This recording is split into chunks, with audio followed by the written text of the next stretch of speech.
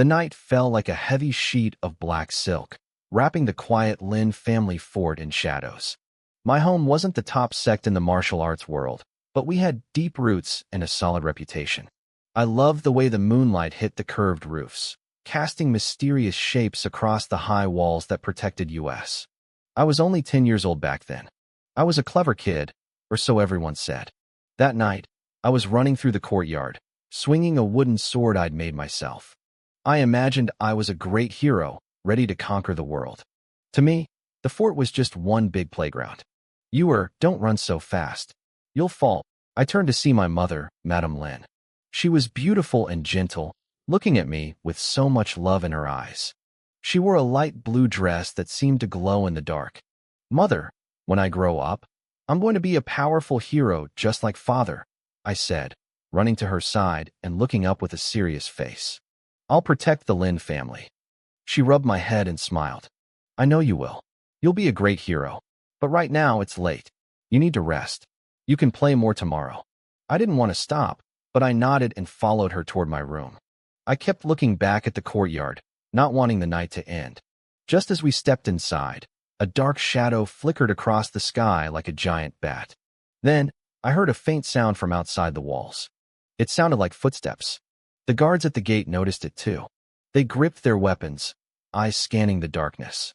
Before they could even shout a warning, dozens of shadows poured over the walls from every direction. They were dressed in black, wearing golden black masks. Only their cold, murderous eyes were visible. Kill them, a deep, raspy voice commanded. Leave no one alive. In an instant, the peace was shattered. Screams and the clashing of steel filled the air. My father, Lord Lin, rushed out with his longsword. He was a powerful martial artist, and his movements were a blur as he cut down the first few attackers. Wife, take Ewer to the secret passage. I'll hold them off, he roared over the chaos. My mother's face went pale, but her eyes stayed steady. She grabbed me tight. Be careful, she cried out. Father nodded and dove back into the fight. Mother hurried me toward a hidden door behind a large painting in our room. She hit the mechanism and pushed me inside the small, dark space. Ewer, no matter what you hear, do not come out. Do you understand? Her eyes were full of tears. I was terrified. I didn't understand why this was happening. Mother, I understand. You have to come back for me. She kissed my forehead quickly and shut the door. I sat there in the pitch black, listening to the muffled sounds of slaughter outside. I squeezed my wooden sword. It was the only thing I had. Outside, the battle was a massacre. Our disciples fought hard, but they were outnumbered. The attackers moved like ghosts, their blades finding hearts and throats with terrifying precision. One by one, our people fell. My father fought like a cornered lion, but he was getting tired. I heard a sickening thud. A blade had found his back. He coughed up blood, but kept swinging. Master, one of our disciples screamed, trying to reach him. He was cut down before he could take 2 steps. Father looked around at the bodies of his students and friends. He knew it was over. He gave one final, desperate roar and charged, forcing the killers back for a moment. But his strength was gone. He collapsed, his eyes fixed on the spot where we were hiding. A masked man stepped forward and drove a sword through his heart. The rest of the fort became a graveyard. I heard the women screaming and the children crying. Then, slowly, the noise began to fade. I sat in the silence of the secret room, trembling. My eyes were blurred with tears. I wanted to go out, but I remembered Mother's words. Why was this happening? Suddenly, there was a light scratch on the door. My heart jumped into my throat. I gripped my wooden sword so hard my knuckles turned white. Are you in there? It was a faint, weak whisper. Mother, I'm here. Are you okay? I rushed to the door. Open the door. Mother is hurt. I threw the door open. My mother stood there, drenched in blood. Her face was as white as paper, and deep wounds covered her body. Mother, I screamed in horror. I rushed forward to support her before she collapsed. Run. Get out of here, Lady Lin gasped, using every last bit of her strength. As soon as the words left her lips, her eyes rolled back, and she went limp in my arms. I looked at my unconscious mother, and a wave of pure terror washed over me. I was a child. I didn't know what to do or where to go. But I knew one thing. I couldn't just sit there. I had to get her out. I had to survive for the sake of my family's vengeance. I gritted my teeth, summoned every ounce of courage I had, and pulled her onto my back. I began the long, agonizing trek out of the fort. The ground was a carpet of corpses and cooling blood. Every step I took felt like walking through a nightmare. My heart burned with a new, cold hatred. I whispered a vow to the silence. I would find the killers. I would make them pay in blood. By the time I reached the gates of Lin family fort, the sky was turning a pale, sickly gray. I stopped and looked back one last time. The home that used to be filled with laughter and warmth was now a smoking ruin. Tears blurred my vision again. My life was over. From this moment on, I was a ghost on a path of blood and hardship. The morning sun hit my face, but it didn't feel warm. The smell of copper and death hung thick in the air, making me want to gag. My legs felt like lead, shaking with every step, but the thought of saving my mother kept me moving. I kept glancing over my shoulder, terrified that the masked men would emerge from the shadows. My heart hammered against my ribs like a trapped bird. "Mother, stay with me," I whispered, my voice cracking. "I'll find somewhere safe. I promise." She didn't answer. Her head just hung heavy against my shoulder. I stumbled into the dense mountain forest nearby. The trees were thick, and thorns tore at my clothes and skin, leaving red streaks across my arms. I didn't care about the pain. I just kept pushing through the brush, desperate for a place to hide. Hunger and exhaustion finally started to take their toll. My pace slowed. Every time I wanted to give up and lie down, the image of the massacre flashed in my mind. I bit my lip until it bled and kept walking. Eventually, I found a small creek. I knelt by the water and used my cupped hands to bring some to my mother's lips. She didn't swallow. The water just trickled down her chin. "Mother, please," I sobbed. "Please wake up." I rested for a moment, then forced myself up. I followed the creek for a while, but suddenly, the ground vanished beneath me. We fell. It was a hunting trap, deep and narrow. At the bottom, I saw sharpened wooden stakes. In that split second of falling, I twisted my body, putting myself underneath my mother to shield her. A sharp, white-hot pain exploded in my leg. I screamed. One of the stakes had driven deep into my thigh. Blood soaked through my pants instantly. I checked my mother first. She was still unconscious, but the fall hadn't hurt her further. I let out a shaky breath of relief. Then I looked up. The opening was far above my head. The walls were slick and steep. There was no way I could climb out with a hole in my leg and my mother on my back. Hours passed. The light above began to fade into twilight. I was cold, hungry, and losing blood. The pain in my leg was a dull, throbbing roar. Am I going to die here? I wondered. What about the revenge? What about Mother? Despair tried to swallow me whole. I leaned against the dirt wall and stared blankly at the sky. "No," I shouted suddenly. "I won't give up." I grabbed my wooden sword and started stabbing at the wall, trying to carve out a foothold. But the earth was packed hard, and my strength was fading. Just as I reached my limit, I heard it.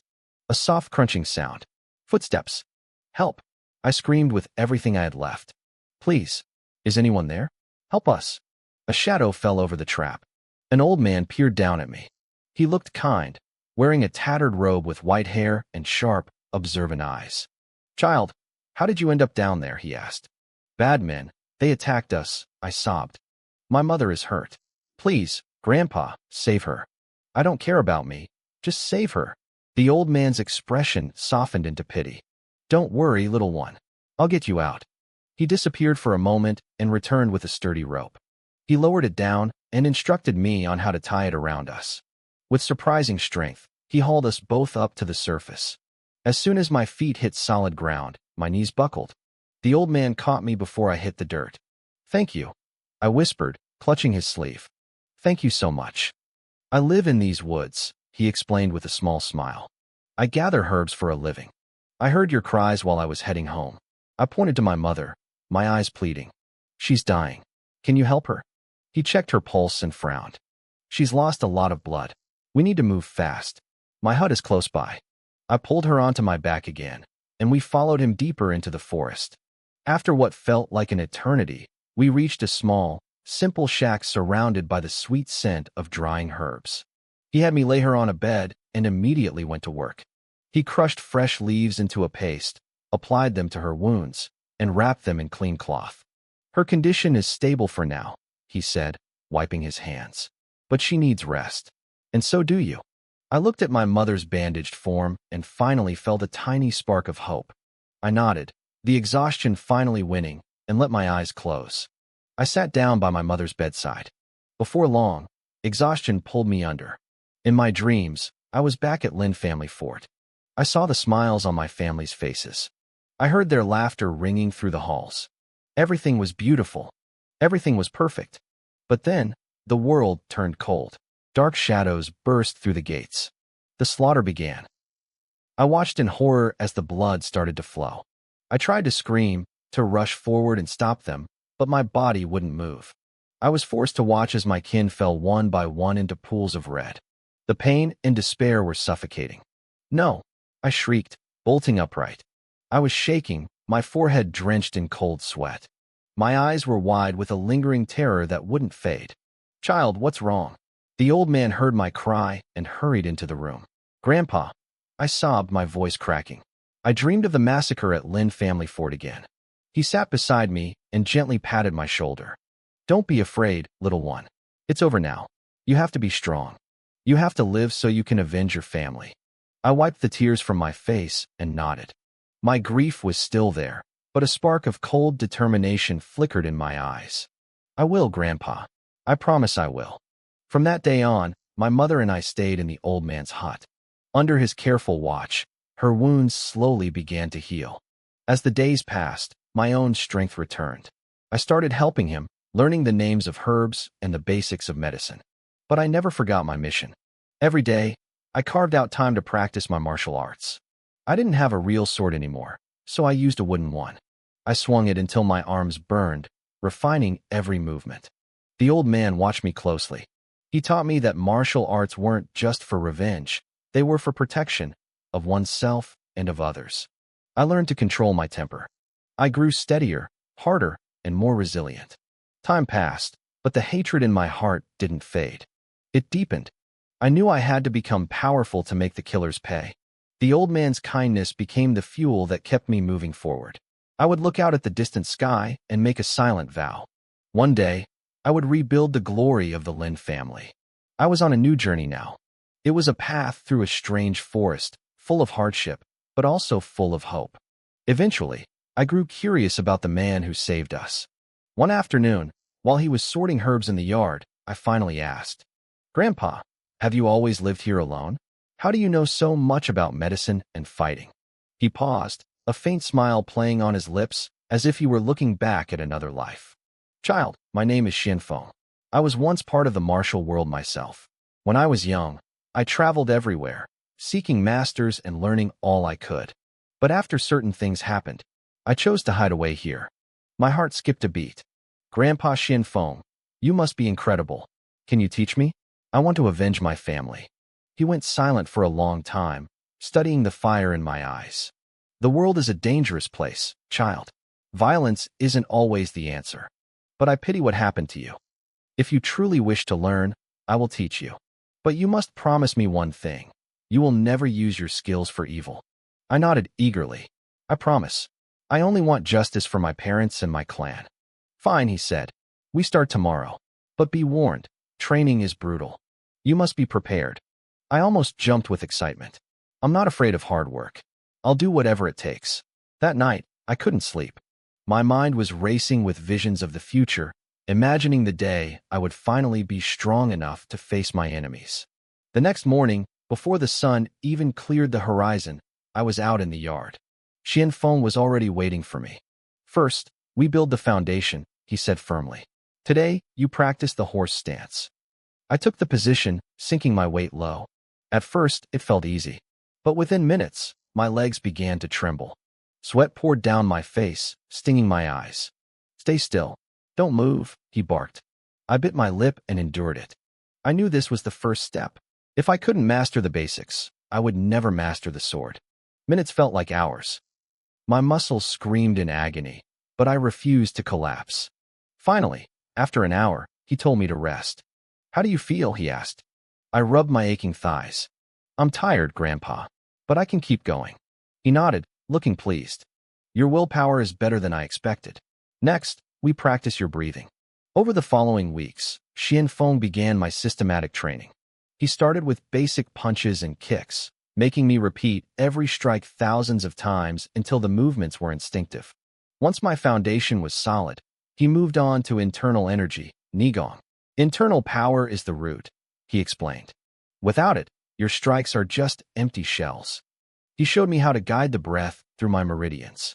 At first, it was impossible to focus. The energy felt like a wild animal I couldn't catch. But I didn't give up. Slowly, I began to feel a warmth stirring inside me. I began to control the flow.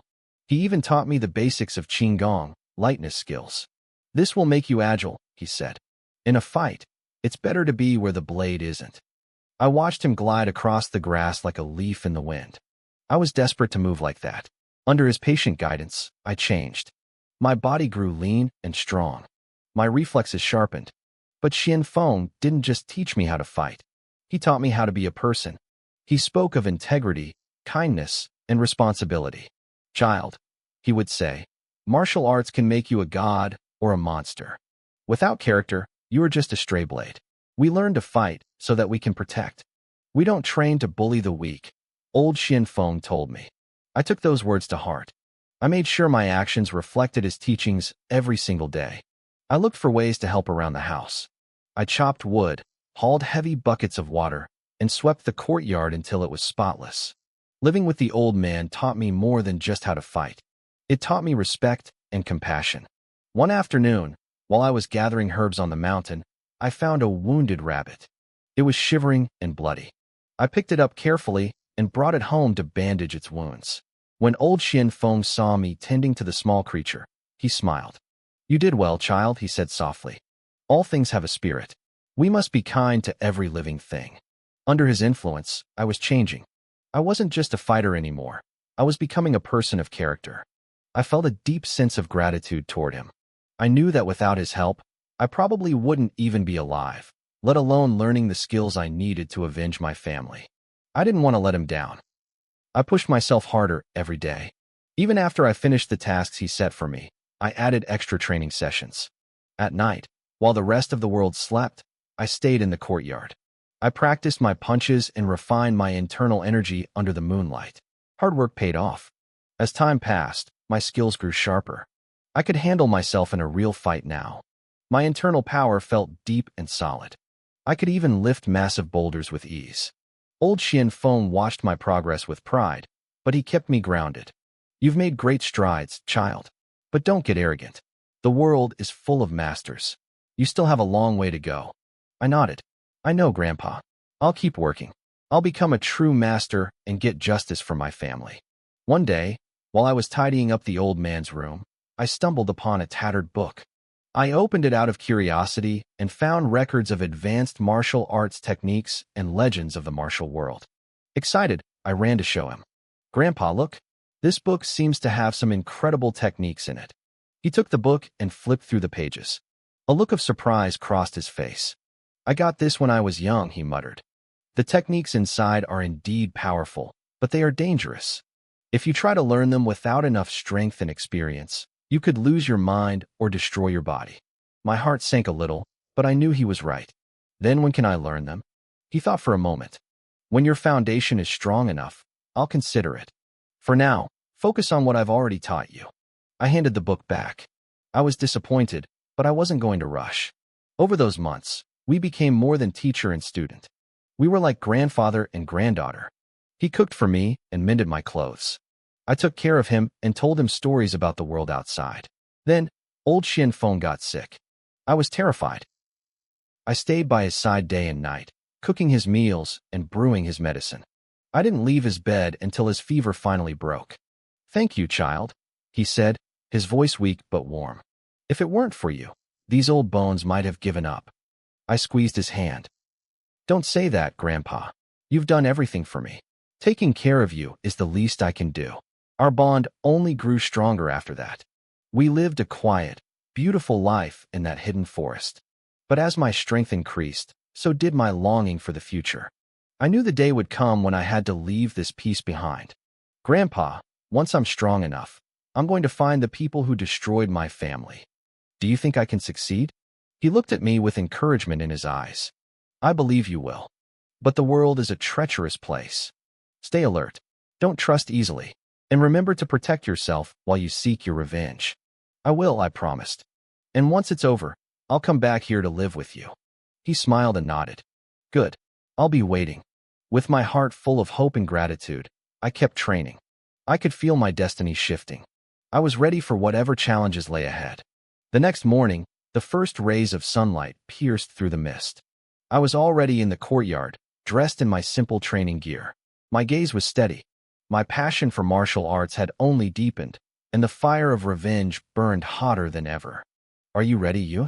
Old Xianfeng asked, stepping out of the house. I'm ready, I shouted, standing tall. Good. Today, we start with the basics again. Building a martial artist is like building a tower. If the foundation is weak, the whole thing collapses. The horse stance is the root of everything. It builds leg strength and stability. He demonstrated the posture, and I followed his lead. Feet shoulder-width apart, squatting down until my thighs were parallel to the ground, back straight, fists at my waist. At first, it felt easy. But soon, my legs began to tremble. Sweat beaded on my forehead. Hold it, you. Don't relax. Feel the power in your legs. I gritted my teeth. Every second felt like an hour. My muscles burned until they went numb. I thought of my family. I thought of my dreams. That was the only thing that kept me upright. The sun climbed higher, beating down on me. I had been in the stance for 2 hours, but he didn't tell me to stop. My legs felt like they were made of lead. My clothes were soaked. My face was flushed red and my breath came in ragged gasps, but I didn't move an inch. The horse stance isn't just a test of the body, he said solemnly. It's a test of the will.